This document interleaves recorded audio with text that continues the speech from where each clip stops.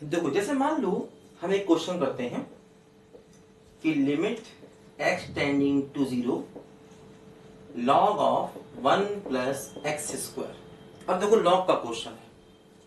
अब देखो क्या हम लिमिट को लॉग के अंदर ले जा सकते हैं? चेक करते हैं। देखो अगर हम x को 0 रखेंगे तो ये वैल्यू 1 आएगी और 1 पर लॉग कंटिन्यूअस होता है। देखो लॉग का ग्राफ देखो, लॉग का ग्राफ देखो ऐसे करके बनता है। अब देखो 1 पर फंक्शन कंटिन्यूअस है, कोई समस्या नहीं है ना। 0 के आगे हर जगह फंक्शन कंटिन्यूअस है, कोई समस्या नहीं। ठीक, तो इसका मतलब अगर हम x को सीधे सीधे 0 रख दें तो देखो बन जाएगा क्या, log ऑफ 1, और log ऑफ 1 की वैल्यू क्या होगी 0, क्योंकि देखो अब अंदर 1 आया और 1 पर log फंक्शन कैसा है, वो लोग कंटिन्यूअस, इसीलिए ऐसा करना सही है, कोई समस्या नहीं है ना। क्योंकि देखो अब देखो ये है अंदर वाला फंक्शन, ये है बाहर वाला फंक्शन, तो जो अंदर का रिजल्ट आता है, जो अंदर का रिजल्ट आता है के, उस पर बाहर वाले फंक्शन को कंटिन्यूअस होना चाहिए। अगर है तो हम सीधे सीधे लिमिट को रख सकते हैं, ध्यान दो। ठीक है, देखो जैसे मान लो for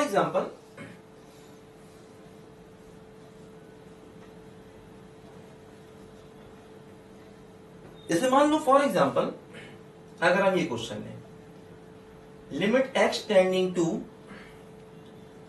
pi by 2 mod of sine x, मान लो ये क्वेश्चन अगर हमने, अब देखो जैसे ये बाहर वाला फंक्शन है मॉड, अंदर वाला फंक्शन है साइन, तो क्या हम लिमिट को मॉड के अंदर ले जा सकते हैं? मान लो अगर हम लिमिट को मॉड के अंदर ले जाएं तो ये क्या बनेगा बोलो, साइन पाई बाई 2, है ना। साइन पाई बाई 2 का मतलब क्या हो गया 1। अब देखो 1 पर मॉडुलस कंटिन्यूअस है, इसलिए इसका आंसर 1 सही है, कोई समस्या नहीं है ना। क्योंकि देखो इसका रिजल्ट क्या आया 1 आया, और इस 1 पर जो बाहर वाला फंक्शन है क्या बोलो, मॉडुलस, वो कंटिन्यूअस है। तो एक्चुअली 1 पर बाहर वाला फंक्शन कंटिन्यूअस है, इसलिए ऐसा करने में कोई दिक्कत नहीं है। लेकिन अगर मान लो ये क्वेश्चन ऐसे होता, limit x tending to pi by 2 greatest integer of sine x। अब देखो समस्या क्या आएगी, अगर x को पाई बाई 2 रखोगे तो अंदर आएगा 1, और 1 पर ग्रेटेस्ट इंटीजर कंटिन्यूअस नहीं होता है, इसीलिए इसमें अगर ऐसा कर देंगे तो गलत हो जाएगा, ध्यान देना, है ना।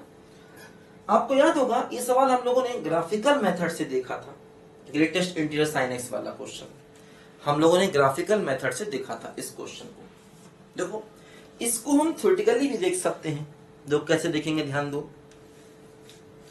क्या करना पड़ेगा, पहले निकालना पड़ेगा पाई बाई 2 पर राइट हैंड लिमिट को, pi by 2 plus greatest integer sine x। देखो ध्यान दो, अगर हम साइन फंक्शन को देखें, देखो साइन फंक्शन का ग्राफ ऐसे बनता है, ये 0 है, ये पाई बाई 2 है, ये पाई है। देखो पाई बाई 2 पर इसकी वैल्यू क्या हो जाएगी बोलो 1। जैसे ही हम पाई बाई 2 के आगे जाएंगे देखो पूरी वैल्यू 1 से कम, है ना। जैसे ही आप x को पाई बाई 2 के आगे लोगे पूरी वैल्यू 1 से कम, और 1 से कम तो ग्रेटेस्ट इंटीजर 0, यानी x tending to pi by 2 plus और 0, और उसका आंसर भी 0, ध्यान दो, है ना। साइन को देखो, जैसे ही आप x को पाई बाई 2 से ज्यादा लोगे तो साइन की वैल्यू 1 से कम हो जाएगी, है ना। और जैसे ही साइन 1 से कम होगा उस पूरे का ग्रेटेस्ट इंटीजर 0 हो जाएगा। ठीक है, देखो अगर हम निकालें लेफ्ट हैंड लिमिट तो क्या होगा, x tending to pi by 2 minus greatest integer sine x। अब देखो क्या होगा, x को पाई बाई 2 से कम लेना है, जैसे ही आप x को पाई बाई 2 से कम लोगे फंक्शन की देखो वैल्यू 1 से कम है, साइन की वैल्यू 1 से कम, और साइन की वैल्यू 1 से कम, और उसका चाहिए क्या हमको बोलो, ग्रेटेस्ट इंटीजर, तो ग्रेटेस्ट इंटीजर 0 और उसका आंसर भी 0। मतलब देखो राइट हैंड लिमिट भी 0, लेफ्ट हैंड लिमिट भी 0, इसका मतलब इसकी लिमिट एग्जिस्ट कर रही है और पूरे का आंसर किसके बराबर है, बोलो 0 के बराबर, 1 के बराबर नहीं, जबकि डायरेक्ट करने से 1 आ रहा था जो गलत है ना। यही क्वेश्चन मैंने आपको ग्राफ की हेल्प से भी करवाया था। अब देखो यही क्वेश्चन हम इसको थ्योरेटिकली ही कर रहे हैं। तो थ्योरेटिकली करने में ग्रेटेस्ट इंटीजर वाले सवालों में राइट हैंड लिमिट और लेफ्ट हैंड लिमिट में थोड़ा आइडिया लगाना पड़ता है, आखिर उस पॉइंट के आगे जाएंगे तो क्या होगा और उस पॉइंट के पीछे जाएंगे तो क्या होगा। जब तक ग्रेटेस्ट इंटीजर का सिंबल हटता नहीं है लिमिट नहीं अप्लाई करते हैं, पहले ग्रेटेस्ट इंटीजर के सिंबल को हटा देते हैं फिर लिमिट को अप्लाई कर देते हैं, ध्यान दो, ठीक है। तो देखो ध्यान दो, जैसे मॉडुलस वाले केस में हमने यहां पर डायरेक्ट लिमिट को रख दिया, लेकिन ऐसा हर जगह नहीं कर सकते। मतलब देखो जैसे मैंने आपको क्वेश्चन कराया होगा, आपको याद होगा, देखो मैंने आपको ये क्वेश्चन कराया होगा, limit x tending to 0 mod of x minus 1 upon x minus 1। अब देखो यहां पर हम डायरेक्ट लिमिट नहीं निकालेंगे क्योंकि यहां पर x को 1 रखने पर 0/0 फॉर्म बन रहा है, इसलिए इस क्वेश्चन को करना पड़ेगा राइट हैंड लिमिट से और लेफ्ट हैंड लिमिट से। यहां पर डायरेक्ट मॉडुलस की लिमिट नहीं निकाल सकते क्योंकि 0/0 फॉर्म बनना है ना। यहां पर ऐसी कोई दिक्कत नहीं है, 0/0 फॉर्म नहीं बनना। यही क्वेश्चन आपको ये मैं करा चुका हूं आपको, देखो चेक करो, इसमें क्या होता है, राइट हैंड लिमिट निकालोगे तो 1 आता है और लेफ्ट हैंड लिमिट निकालोगे तो -1 आता है।